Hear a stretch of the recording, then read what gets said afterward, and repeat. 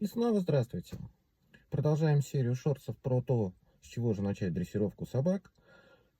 Верю, что вы прочитали, погуглили, узнали, что такое ВНД, узнали, что такое конституция собаки, узнали, что такое психология собаки.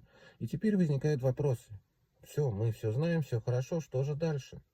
Вот дальше, если у вас есть сомнения по этому поводу, я вам все-таки советую обратиться к какому-нибудь специалисту. Можно это сделать в оффлайне, прийти в какой-нибудь клуб, задать вопрос, или, например, онлайн. Можете обратиться ко мне. Контакты есть по ссылке на моем канале. Всегда рад вас видеть буду и всегда вам помогу. Спасибо.